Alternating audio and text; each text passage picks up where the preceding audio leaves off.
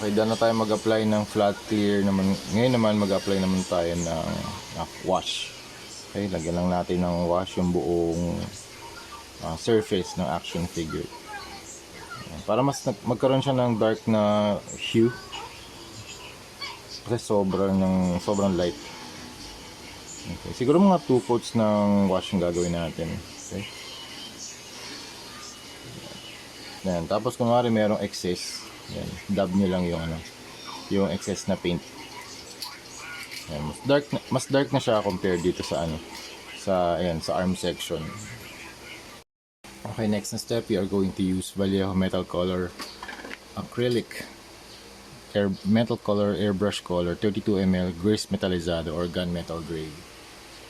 Yan, tapos idadrag lang natin yung paint across the surface para magkaroon ng weathering effect. So ito, dry brushing using a bigger flat brush.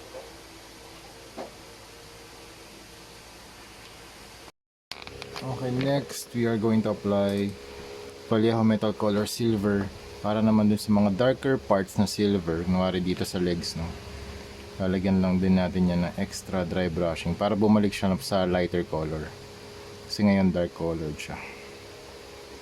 Para mabalik natin yung silver color niya. Kasi natabunan to ng wash eh. So ganun lang, kapag nasobrahan sa wash, dagdagan nyo pa ng black na, dagdagan nyo ng layer.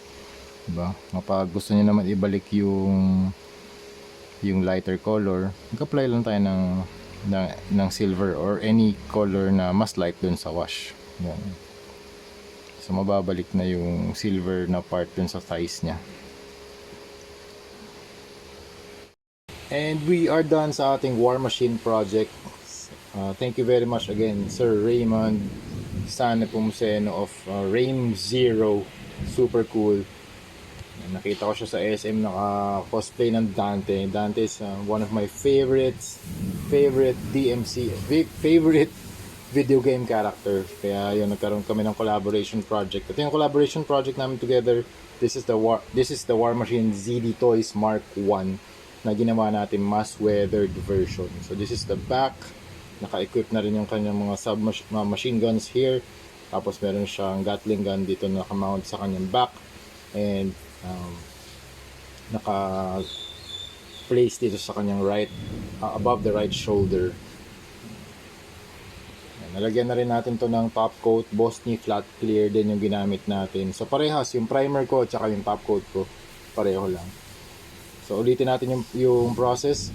Flat clear primer, black wash, tapos dry brush ng silver sa mga silver parts, and base coat naman ng gold sa mga gold parts.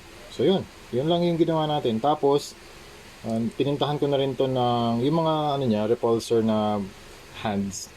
Pinint ko na rin ng blue tsaka white.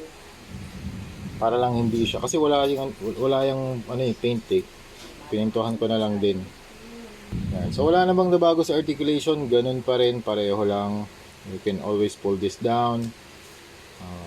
You can pull the shoulder out. May rotation din dito. Yan, pwede ring mabend yung kanyang arms. So walang problema sa articulation. Same ZD Toys articulation. Kaya yun, thank you very much Sir Dante. Sobrang lupit ng cosplay. Grabe yung outfit, super nice. And I'm really happy na nakita ko kayo sa Toy Kingdom ulit. SM North EDSA. Doon ako tumatambay kapag gusto ko rin mag-hunt ng mga toys. Yan, shoutout din to Toy Kingdom SM North. Super nice ng toy store na yon. Super. Meron din pala itong mga booster effects sa pwede nyo ikabit dito. Okay, sa paa. Alright. Tapos meron pa pala siyang hexagonal stand or base pala with the pole na pwede nyo ilagay dito si War Machine para kung gusto niyo ng mga dynamic poses or flight poses, pwede nyo gamitin tong waist grabber niya. Spring loaded naman to, kaya pwede nyo mas stable yung pose nyo for War Machine. Okay, tapos meron na din ako signature dito sa likod. Okay, so yun lang mga ma'am sir, that's it. So thank you very much for watching and see you sa next video. Bye bye.